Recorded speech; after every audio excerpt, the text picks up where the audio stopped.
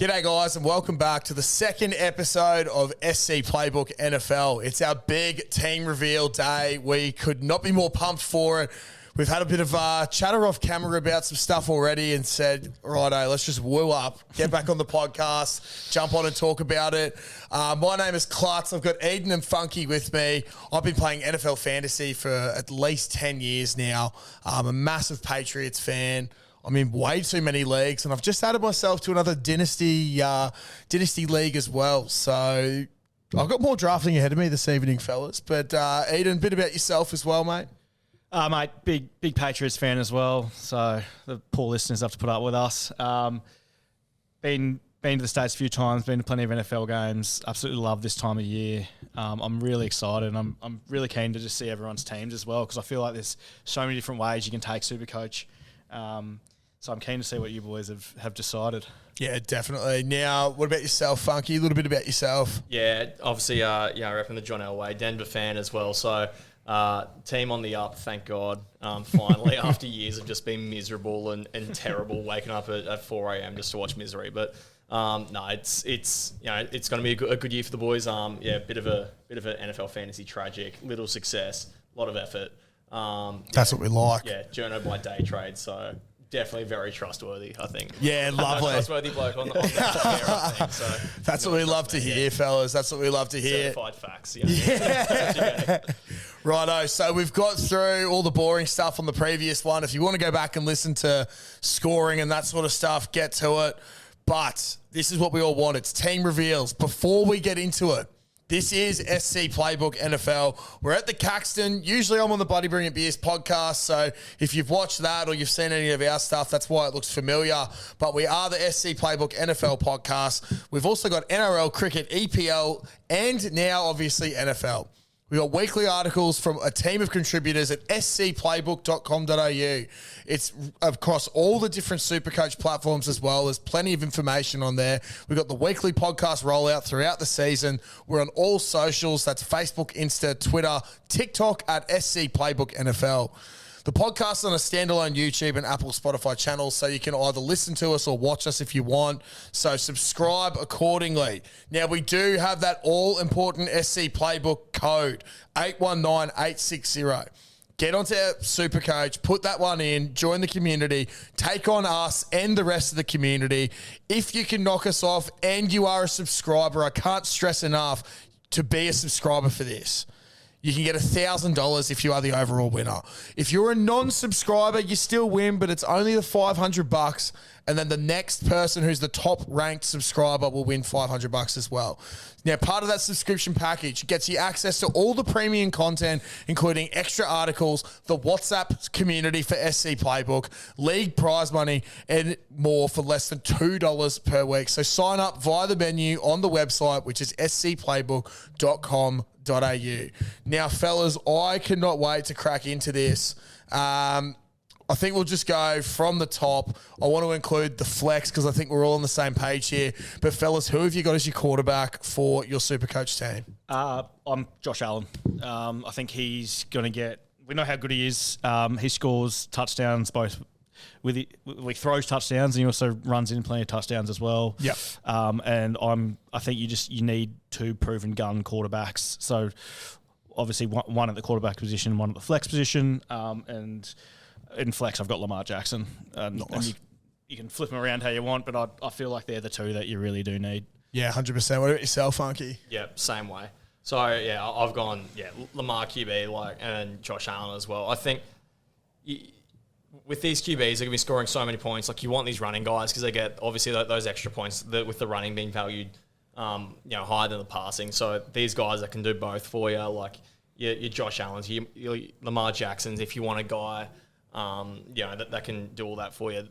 I reckon like they're your two options. If you want someone like Jaden Daniels, I think he's also a pretty good option. But, so I've gone those two, and I've got Cam Ward on my bench as well, who'll be hopefully slowly ticking away that profit for me, and hopefully I won't need to use him too much throughout the year. But I've got him there for me as well, and they're just set and forget, and like just about set and forget captaincy options every week as well. Like, I think for the most part, to be honest. Yeah, I couldn't agree more. I've gone with Lamar as my quarterback, and then Josh Allen as a flex. In my article, I did allude to the fact that if you didn't have both of those guys, you're probably crazy. I just think they're going to be scoring points at an astronomical rate. If you have a look here, Lamar Jackson last year scored a total of 854 points, which ranked him first. Now, Josh Allen was second by a fair amount as well. Josh Allen had 755 points. Lamar might be $30 million. He's $2 million than Josh Allen, but he scored 100 more points over a season. Doesn't sound like much, but that's almost 10 points a week, or 5 points a week, sorry, which is going to definitely help you towards the end there. So I think they're pick and stick 100%. On my bench, I've gone JJ McCarthy. Now, it's technically his second year, but I'm treating it as a rookie year for him. He's only 3.7 mil. He's stepping into an offense where he's got Justin Jefferson, who's one of the top 3 receivers in this league. They've just got Adam Thielen, who helped out Bryce Young last year in a struggling Panthers offense. You got Jordan Addison coming back from suspension in a couple of weeks. TJ Hawkinson as well at tight end. He's just safe, reliable. I think JJ's going to thrive. They haven't really changed their team too much. And if Sam Darnold, who had a renaissance year last year, if he succeeded, I don't see any reason why JJ McCarthy, who is also a college football playoff winner, is not going to succeed. Now, my thinking as well with my bench spot, I'm not sure what you fellas have thought for yours, but I want JJ because I think he's going to increase in value so much. I'm not necessarily going to play him throughout the year, but I'm sort of thinking if I can generate that cash, get him up, and then towards the end of the year, bring someone else in who can just sit there and then get a hero player at either tight end, receiver, or running back, that's going to be really good for my team throughout the year. Yep, I can see your point, Klutz, but I am going away from the rookie QBs on my bench. And look, the reason, I know he's not really, he is a rookie, but the reason being, I know they're cheap, but being a rookie quarterback in the NFL is just insanely difficult. Last season, I wrote that out of the 6 rookie QBs in the first 2 weeks, not one of them threw a touchdown pass. And look, as the season goes on, they probably will come good and they'll start creating cash. But for me, on my bench, I'd rather spend that money on Michael Penix Jr., who came in to the NFL towards the end of last season and really lit it up. Yeah. And he has shown that with Drake London, that combination for me, I've talked about it later, but I've got London as well. I feel like there's some real upside there, and I feel like Penix is only 9 million. So yes, it's a little bit more money, but I still think he's pretty underpriced. And I feel like this season we could see him go to another level, and I'm happy to take that risk around the $9 million. Doesn't have a very high break even. So I just feel a bit more comfortable having someone like him on my bench rather than a rookie. But that's the beauty of Supercoach. Yeah, definitely. Yeah, I was going to say a couple of different options there. Yeah. Who was your benchy again, Funky? I've gone Cam Ward. I think that, at the end of the day, if he stinks or whatever, he's not scoring points for me anyway. So I can let him sit there, take his time. If it takes him quite a few weeks to get going, that's all right. Maybe I'll lose out a little bit on making a bit of coin there, but I think for the most part, a guy like Cam Ward, any of these young guys, if you think that they're going to be on the up, I think Penix another good option. Yep. He's probably a bit more of a safer bet, but I think just Cam Ward, given the opportunity, I think if you give him enough time, he'll make the money for you, and then you can sort of go whichever way you want to there eventually. If you want to upgrade or even downgrade, I guess to upgrade elsewhere. I think as long as you go on the 2 gun QBs, and then you got a guy whoever, take your pick of who you believe in. I personally think Cam Ward just. Put it this way, there's a reason he went number 1 overall, right?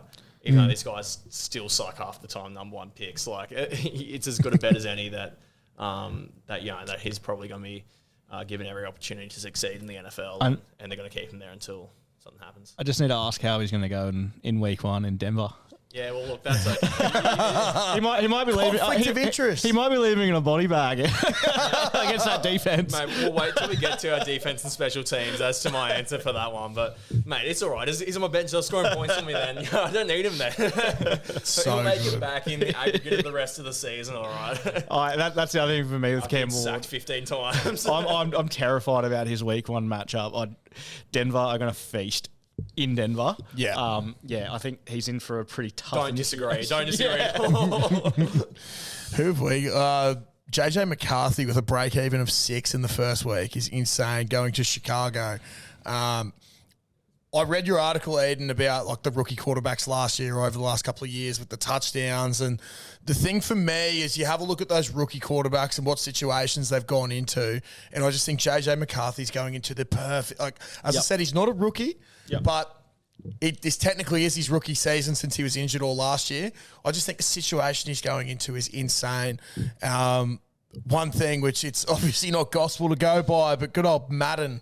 Every time you start a franchise, it says, are they rebuilding, playoff hopefuls, championship contenders, all that. Vikings are listed as a championship contender at the moment. So, look, when I'm doing a rebuild season, bang, I'm getting in there, baby. Because, Sorry for doubting you. Yeah, hey, that's all right. Well, no one, I don't think many other people are going to be going off Madden, but that was one way I did look at it. Righto, so consensus there, guys. If you are listening, Lamar Jackson, Josh Allen, you have to have. The bench spot's a little bit up for grabs. I will say, though, there are a couple of guys floating around like your Cooper Rushes and Jake Brownings. Do not get them in your team. Don't get them as fillers. They are not playing exactly. Big X on that one. They are not playing unless there's injuries. So make sure the guys you're getting are starting quarterbacks. Righto, moving on. Running back. This is a... God, I've been going over and over this one. I've just been umming and ahhing about a whole bunch of different suggestions here. But Eden, throwing to you, who have you gone with running backs as your starters? Jameer Gibbs. I absolutely love him. He's my favourite player to watch. Yes. He was almost my first picked. And that's more about just me and my favourite players. He's an absolute freak. He breaks tackles. He makes massive plays. Yeah, he was straight in for me. Bijan Robinson, of course. Yep. I think we probably all have him. Interesting. We'll come to that. They've got Chase Brown. Yep. And then our boy Omarion Hampton. Yeah, nice. Is starting for me. Before we go any further, I'd like to see who Funky's got as his running backs. Who have you got? So I've pretty much just decided that I'm just going to completely punt on running backs and let them make all the money for me. So I've gone Barkley as my gun. Yep. And everyone else, I've just gone complete cheapies across the board. Interesting. So I've gone like Genty, Hampton, and RJ Harvey. Of course, we'll get my Denver guy in there. Yeah, cool. Pick, as the next 3 guys starting for me. And on my bench, I guess, to get a bit ahead of myself there as well, I've got Henderson and then Scatterbo from the Giants. So a couple more. So a couple more cheapies there, and like, look, whichever way they're trending week to week, I can probably mix and match. Whichever ones I think are going to go best for me based on matchups or whatever's working week to week. But I just think, as far as I'm concerned, like I reckon that's the best opportunity to really make your money. And I think if you really that these guys, as I sort of said in the last episode, like these guys are going to get touches, right? Like, that Genty, Hampton, probably RJ Harvey as well. Like, even if they suck, they're going to get touches. So they're going to at least score some points for you. And I reckon that I can probably make the most of that. And I know that these guys are going to make coin as well with Trayvon Henderson and Cam Scatterbo. So I've gone that sort of route and decided to use my money elsewhere. Interesting. That being said, though, I undenied about whether I go Barkley or whether I go someone like Bijan or whether I even try and risk it with Christian McCaffrey, who's a little bit discounted price. But at the end of the day, I just thought, geez, Barkley's just got the runs on the board in terms of he showed us how good he is last year in this offense. And I feel like there's probably a decent chance that he's pretty close to being as good as he was last year again. As you can tell, I'm actually pretty high on Atlanta this season. I think they're a sneaky playoff chance. I think they should be they really should be aiming for playoffs and whatever comes of that. And I just think as the season went on last year, they started to actually figure out how to use Bijan, and his numbers kept getting bigger and bigger and bigger as the season went on. And I feel like he's in for a huge season, and I probably have picked him over Saquon based on that because I couldn't afford to have them both. Yeah, Hampton, we've already touched on. He's just going to get fed, as you said. I'm interested to see how Chase Brown goes this season. Yeah, 100%. I feel like as the Bengals, they're going to have no issues on offense. There's going to be plenty of touchdowns. There's going to be plenty of opportunities for him. Their big issue is probably defense. So, for me, it was him or Bucky. And I went his way, but I think you've gone the other way. Yeah, so I've gone, for my team, I've gone Jamar Gibbs, Bijan Robinson, Bucky Irving, and Ashton Genty as my starters with Hampton and Henderson on the bench. My thinking is I think Jamar Gibbs is going to really take over that prime number one role in the Detroit offense this year. David Montgomery, he's aging. He's coming off injury. Running backs around that 30, I think he's 29 this year. Running backs coming into that 30 sort of range aren't necessarily the greatest. And I think as well, coming off injury, just like how can you trust him? So I think they're going to give the keys to the kingdom that is Detroit to Jamar Gibbs. I'm massive on him. Like last season, just having a look at it, he had 660 points and was 9th overall. If he's not splitting as many carries with Montgomery, I just think the sky's the limit. The bloke next to me, Eden, always takes him over me in draft leagues, which annoys the absolute crap out of me. But the other fella who I'm massive on this year, who was the 14th ranked player last year, that's Bijan Robinson with 610 points last year. With Eden, I think the Falcons' offense is just loaded this year. You got Penix at quarterback, Kyle Pitts even. Let's see how he goes. But there's just so many options there. I think Drake London, Darnell Mooney, there's just breakout potential for everyone. And I think Robinson's just going to absolutely feed. I think as well, when you've got like a bit more of a threat with the running game in Penix Jr. there as well, like it's only going to open up more lanes for Robinson because the defense is going to have to be thinking a little bit more about Penix there. So I'm big on him. Bucky Irving, I'm huge on this year. The second half of his season last year, once he sort of got the reins to that Tampa offense, he just kept putting up points. Like it says here, he was the 41st ranked and only scored 426 points, but this dude is just an explosive machine. Rashad White's a bit banged up and not the greatest, so I don't think they're going to be splitting carries as much. If you listen to the week one as well, Ashton Genty is my other pick who I'm starting. He's just going to get fed. Playing against New England, he's playing against my team, which is a little bit crap, I suppose, that I think he's going to absolutely run rings around us, but we don't really necessarily have like the defensive line's all new in New England. They aren't familiar with each other. There's some good studs there, but I just think Genty has all the opportunities in the world to be a massive, massive advantage for the Raiders there. Sorry. I think we've all got like similar cheapies. Yeah. Like, to be honest, Genty probably will come into my starting lineup, and Hampton will move to the bench with Henderson. But I think those three are must-haves. Yeah, I think they're the must-haves. The other thing though, RJ Harvey in that Denver offense, I tell you what, I'm going to be looking for him. If any of these boys are lacking and RJ becomes that clear-cut number one and doesn't have my biggest issue there is J.K. Dobbins is there to take carries away from him. The other one there, Cam Scatterbo. Yeah. I don't mind him. Yeah. But it's what I think for me, Scatterbo might be a mid-season. Is he being used more? Has he taken Tyrone Tracy's targets? Because Tracy's a good running back in himself. I could see a bit of a committee forming there in New York. But yeah, I like that we've got the consensus of Hampton, Henderson, and Jante. But geez, a couple of different options and a couple of different ways to go there. The other thing I was tossing up. I got a couple of players down here later. I was looking at getting rid of one of my kickers, changing one of my tight ends, and changing Irving to Derrick Henry. Oh, yeah. So then I'd have a couple of like clear cut. I looked at Henry too. Yeah, it's. I think he's still going to be a beast, but I just see the upside of Irving there's just more potential there than what Henry has himself. But yeah, right. Now I'm very interested to see where we go here. Funky, I'm going to go to you first. Who are your receivers if you've got such a young running back group? So I've just completely splashed the cash in receivers. Okay. So I've gone Chase, Jefferson, Amon-Ra St. Brown, Malik Neighbours, CD Lamb, and Lab McConkey as my starting receivers. Yeah, so I've just gone six guns. Yep. They're gonna be my money makers. Like for whatever I've lost in the running backs and wherever else, I reckon that's where I'm gonna make it up. Yep. I feel like you don't even need to explain any of those picks. like Chase, Jefferson, Amon-Ra, those guys obviously have the runs on the ball, speak for themselves. Yep. CeeDee Lamb, particularly even more so now with them trading Micah. I think they're probably playing from behind a lot of the time now this year. They're just going to be airing it out. 16.6 million. There's probably a bit of room for him to make a little bit of money for you there. Yep. As well. He's probably a little bit underpriced. Malik Neighbours, unbelievable last year.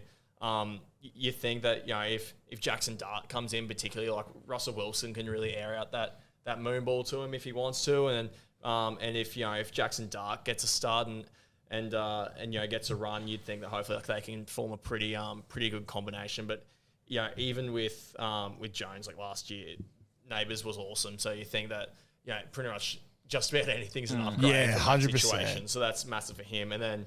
Lad McConkey as well. I think at 14.6 is undervalued. Severely undervalued. He's just a genuine gun, and I think you're getting him almost 10 million cheaper than Jamar Chase. And obviously Chase is a better player, but geez, in terms of you're talking about value for your money, Lad McConkey is just he's a certified stud as far as I'm concerned. He's a quality player, and I think I think at that price, 14.63 million,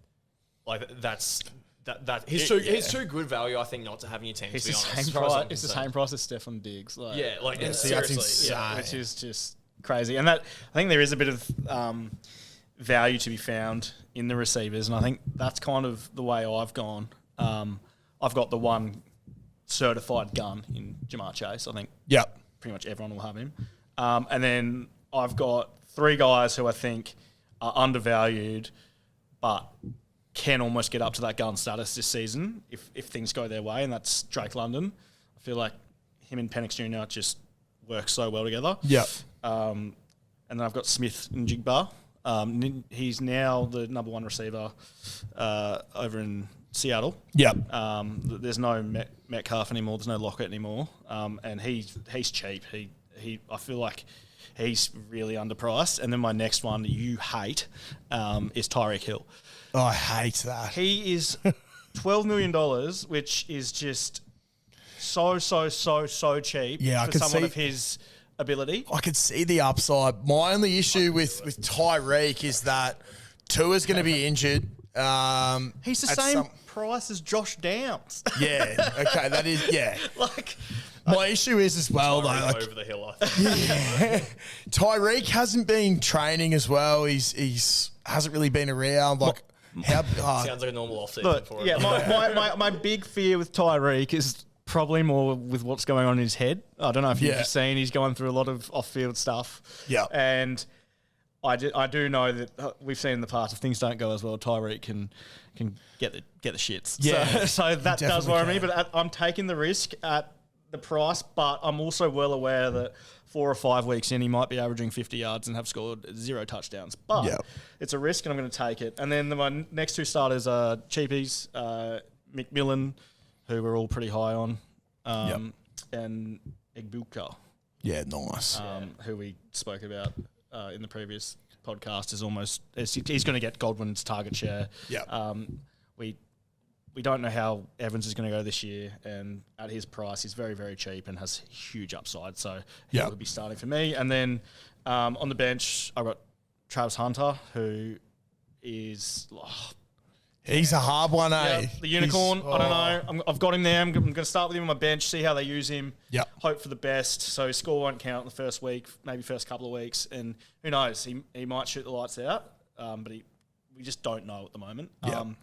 And then the other one is Matthew Golden from Green Bay. Nice. He is a cheapie, and they seem to have very big raps on him over at Green Bay. So I have taken the punt on him.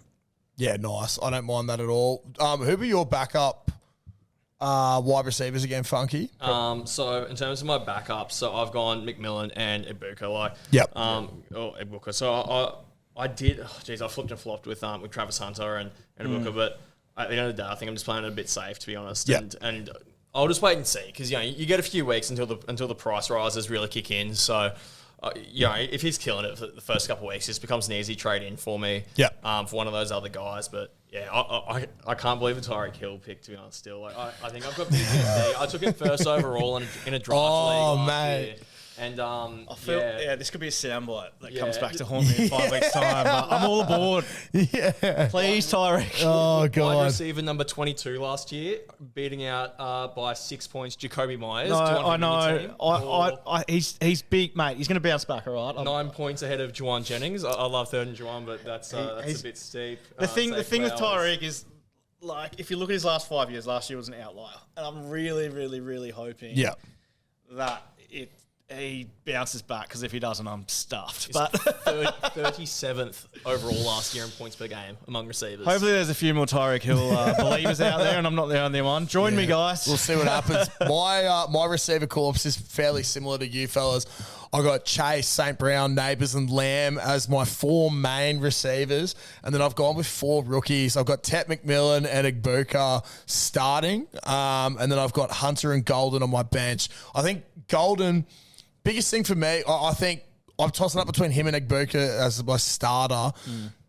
All reports are that Golden is just a clear-cut number 1. Jordan Love, pretty decent quarterback.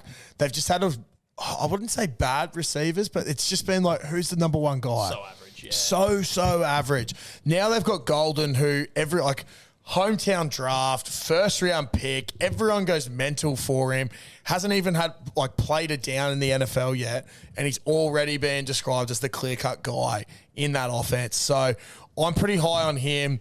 I said in the previous podcast about Ibuka as well, he's taking on that Godwin role for how much is he here? He's only like $4.45 million. Considering Godwin's $18 million and he's going to be playing that same role, the upside there is just so good for me. There's still no clear time on Godwin. Yeah, exactly. They don't know if it'll be half the season. He could be out for 10 weeks. And look, think about the money. Yeah, he's gonna make while Godwin's out. Exactly. Yeah, even think about when he comes back, what sort of state is he going to be in? Yeah, it's going to take some time, I think, for him to come back and be properly effective, and that's why I went him over Golden. I just think, for me, for Golden, I thought there's a little bit too much competition there. As much as those other receivers, whatever you make of them, whether they are actually good or if they're pretty average guys, as far as I'm concerned, there's still guys there that that have done the job for them in the past, and Jordan Love might feel a bit more comfortable passing to those other guys. So at least initially, I've gone Emeka Booker, and we'll see what happens in the first few weeks, and that might be a pretty quick trade for me. If Golden or if Hunter looks the goods, pretty quick trade, and then even if something happens to one of my other receivers, God forbid, it becomes a pretty easy trade down if one of those other guys. I was going to say, you've only got 5 others. Just bring in Tyreek Hill. Good value. I think Tet McMillan as well. I'm very high on him this season. I think, as Eden said in previous podcasts, 1,000 yards, 6 touchdowns, that's a past season for me, and I think he's going to far exceed that. Next up, we've got the tight ends. I might kick this one off. So I've gone a bit of a strange bench option. My tight ends, though, starting, I've gone Brock Bowers and Tyler Warren. And then I've got this fella called Brenton Strange on the bench. Oh, that's strange. It is very strange. Now, if I have a look here, the reason why I've gone this fella is... he's taking over the number 1 tight end role from Evan Engram, who's now at the Denver Broncos. Engram is onto his 3rd team. He had a bit of an injury-riddled season last year, but last year in 9 games, 64 targets for 47 receptions, 365 yards and 1 touchdown. Pretty okay, not that good, not that great, but it goes all right. 2023, however, when he had a proper season with Trevor Lawrence, 143 targets, 114 receptions, 963 yards, and 4 touchdowns. Yeah, wow. Pretty impressive for a tight end. So, look, if someone's getting 140 targets, that's insane for me. And if they're at the tight end position, like for $6 million, I think he's just over $6 million. Sorry, Brenton Strange is $6.29 million with a break even of 11, and he's taking on that starting role. I'm so high on him, and I think he's going to make cash. He's not making money, so he's not scoring points for me, so I don't really care. Yep. I am starting Tyler Warren over him, the rookie. I just think with Daniel Jones as the quarterback and being such a high pick in this year's draft, he has that potential to be like the fella he's standing next to in my lineup, Brock Bowers. I don't think he'll reach those heights in his first year. Bowers had such a massive year, but I think Warren's going to be a huge cash cow. Yep. My aim is to swap out, I think, Warren or Strange for a McBride towards the middle to end of the season for a championship run. And then Brock Bowers, as I said in the previous pod and earlier in this one, they've upgraded. They got Geno Smith. He's just going to see so many targets. Like he's just a no-brainer to me. I think he's the clear-cut number one tight end in the NFL now as well. So can't really go wrong with him in my opinion. Like last year, 112 receptions for just under 1,200 yards and 5 touchdowns. Like he's going to have a better quarterback, which you'd think would lead to, I think I said it on the previous pod, like 153 targets last year, 112 catches. Like that's only going to increase with a better quarterback. And you're going to think that he's going to get more red zone targets. So look for Bowers he can even increase in price. Like it's ridiculous. So how's a head on him? Yeah, he's not the best looking bloke. That's a long neck. Rough. It's probably why I can see over defenses and catch the ball well. But thank God he can play footy. Yeah, I know. But they're the guys I'm rolling with at the moment. Yeah. Look, Warren, obviously, he's on my bench. As you touched on, I think everyone should have him as their cheapy tight end. And then my starting tight ends, I've gone two guns, McBride, Bowers, 223 receptions between them last season. They ranked in the top 5 receptions, including wide receivers. Like that's crazy. I really wanted the 2 best tight ends, so that's exactly what I did. I went out and got them. Yeah. Yeah. Dude, I like the McBride pick because I had him in fantasy last year and he was down on touchdowns. So if he increases his touchdown rate like that, dude's far out. He could even take over Bowers. That's a great. I like that Eden a lot. What about yourself, Funky? So I've only gone the one gun at tight end. So I've gone Bowers, I've gone Warren and Loveland. I think this is one of those things for me where it's like this is the price I paid for having all the good receivers. I've still got with my team. I've still got $6 million in the bank, so I'm very strongly considering going Loveland to Tucker Craft, who there's been a bit of buzz about in the preseason. Obviously they're in Green Bay as well, so that's one that I'm really strongly considering before the season kicks off proper. But for the time being, I'm going Bowers, Warren, and then Loveland on the bench, and we'll sort of wait and see what actually, I guess, transpires there. Loveland will be an interesting one. I feel like the target share is a bit of a worry, especially with Cole Kmet there. But I mean, potential slow burn. It's allowed you to get guns in other spots.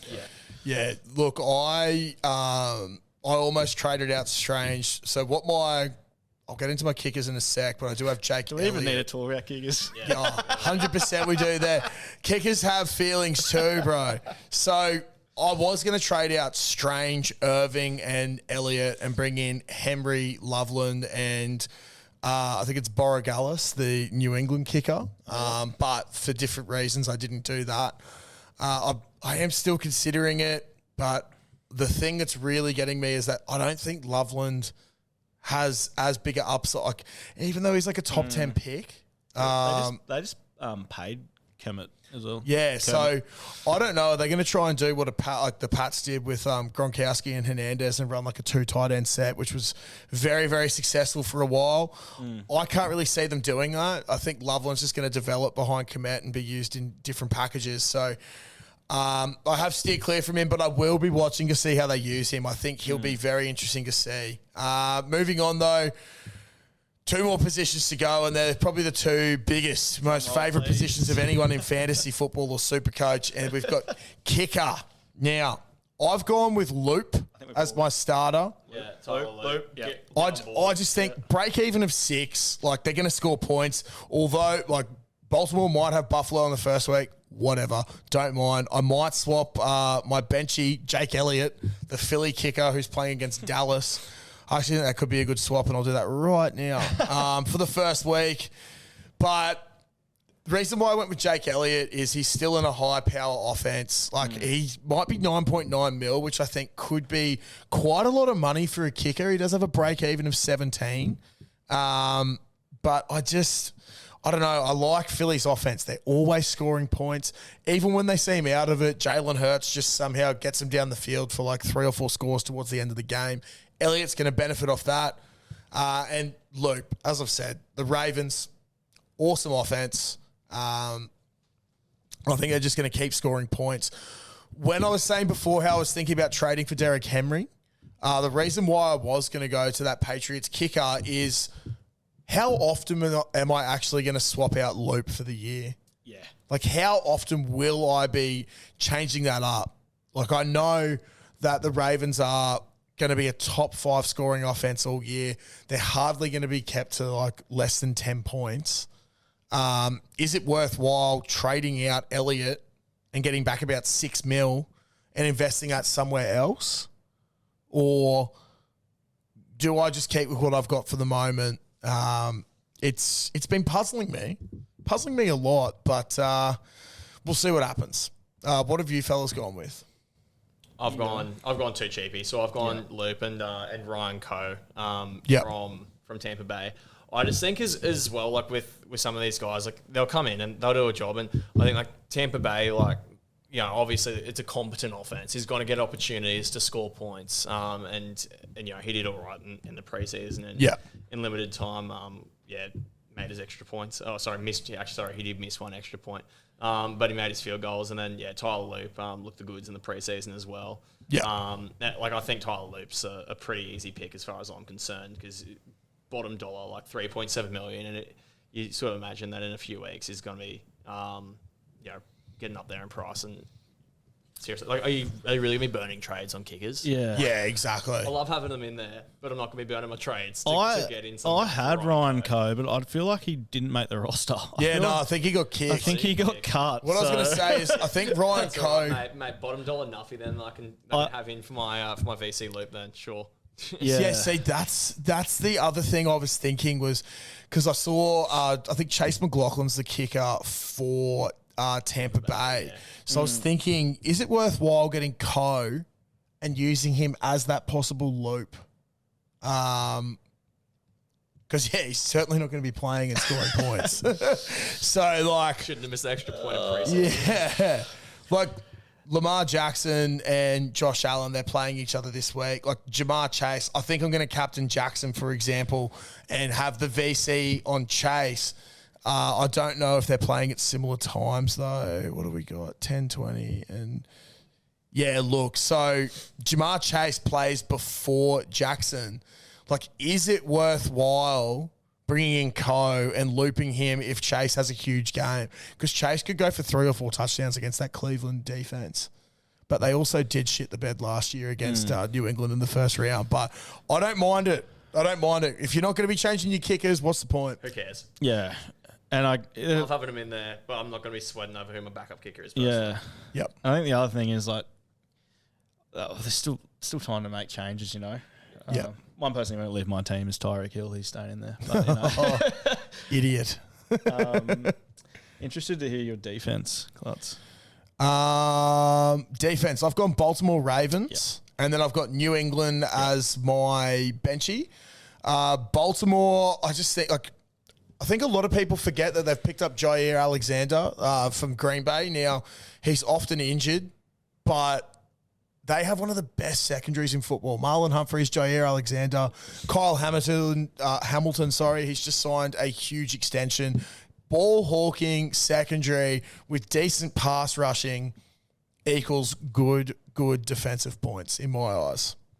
Yeah, and they also, I'm with Baltimore as well. They also recorded a lot of sacks last season as well. And for me, that they're a little bit cheaper than Denver. And, that's for good reason. Denver look really good in the defense, but I feel like Baltimore, they can force turnovers and they can also pressure the quarterback a lot. So, and they're going to win a lot of games as well, which always helps. Like if your offense is doing well, your defense is, normally doing pretty well. Unless you're the Bengals. But so I agree.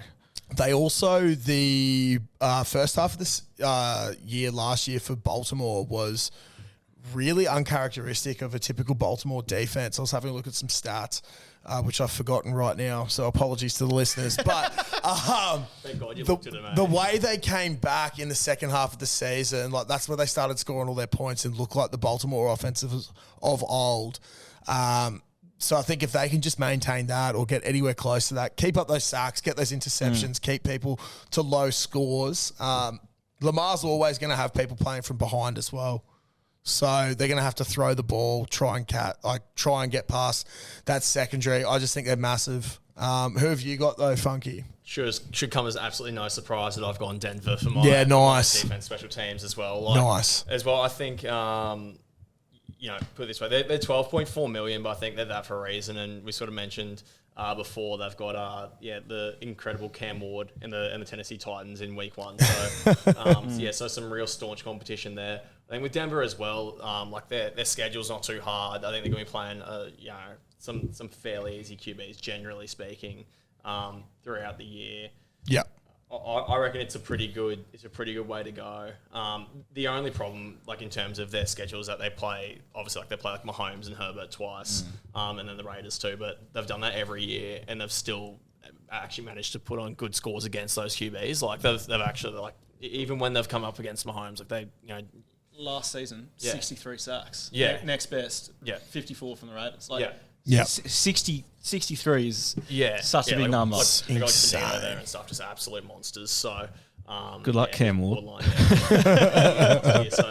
I think that they will absolutely eat in week 1, and I'll be reaping the rewards and be feasting along with them. I'm on Monday morning, and then I've gone Patriots on my bench just to have that cheaper option. So, do we agree that the Patriots defense out of all the cheapies is probably the highest upside? 100%. The only concern for me is Gonzalez is up in. Not sure what's happening with him week 1, but I think we've got a healthy Christian Barmore, Milton Williams, we've got Harold Landry. Keon White's gone down the depth chart. I think Cleveon Chason, who's come across from the Giants, a former first-round pick, I believe, might have ascended the depth chart, become number 1 there. But we've just got this pretty decent defensive line. I think they're going to hit their straps by the end of the season. But Mike Vrabel, one of the all-time GOATs. He's a hard man. He thrives off teams with physicality. We've just got rid of Jabril Peppers, who has been a team captain and actually a decent addition to our team for the last few years. I feel like he wouldn't have got rid of him if he didn't feel like the defense was in a decent spot. Yep. Looking to get rid of Kyle Duggar as well. I think he's quite confident in what he's got as a defensive unit. Yeah, I think it's on that as well. You look at who they're playing as well, the first, because that matchups are so important for your defense. Yeah, you look through the first 8 weeks, they've got Vegas, which is competent. Miami, Pittsburgh, Carolina, Buffalo's tough with Allen, but then they got New Orleans in that absolute basket case, Tennessee, Cleveland. Really, out of those first 8 weeks, Josh Allen's the only real quality QB that they're playing. You look, you never know. Aaron Rodgers could be an absolute basket case in Pittsburgh, Miami. Who knows if Tua's even going to be still there in week 2? So or who knows? Tyreek might run for 400. Exactly, mate. But you'd expect the Patriots defense to make a fair bit of cash, really, for the price that they are. So, I think. If you want a cheapie, they're probably the ones that you should be leaning towards. Yeah, definitely. With a break even of 7, it's just a no-brainer. Yeah. I've also, breaking news, just got rid of Jake Elliott from my team and brought in Ryan Coe because I really like your idea there with the loop. It just gives you a loop option. It makes sense. So.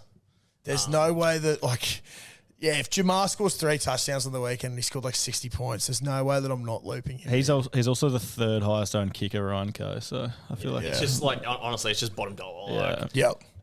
So yeah, makes it easy for you. So I've got another 6.5 mil to play with. So we'll see what I do there. Like, will I get rid of Bucky Irving and bring someone else in? I think we're probably still going to make 20 trades before Friday. But Yeah, that's the thing. We'll probably post an updated list, just like an article just before it goes live on Friday. But guys, I think we've got a couple of different strategies there. Lots of different strategies. Tucker Craft. 2% ownership. What a pod. I'd be binning Loveland. I have big doubts about him. Yeah. Oh, jeez. That's the thing. There's a lot of a lot of blokes here with plenty of upside that just no one's really talking about. So 2% ownership on Tucker Craft. 2%. If you want to be part of the 2%, you can join me on the Tucker Craft train. On the Tucker Craft train, he reckons. I will not be joining you there yet. I'll be staying on the Strange train personally. But look, fellas, I think some pretty solid teams there. As I said, some different strategies we've got going into the season. Guys, let us know what your team is. Make sure you do join the SC Playbook League as well with that code 819860. And make sure you sign up and subscribe to scplaybook.com.au. Become a subscriber, beat us, get that $1,000. Do I see anyone actually beating us? Probably not. Definitely not. Will I be eating my words by the end of the season? Yeah. Oh, yes, most certainly. But, guys, thanks for tuning in once again. We'll look forward to next week to recap what would have been an exciting first week in the NFL. Thank you. Go Pats. Oh, definitely.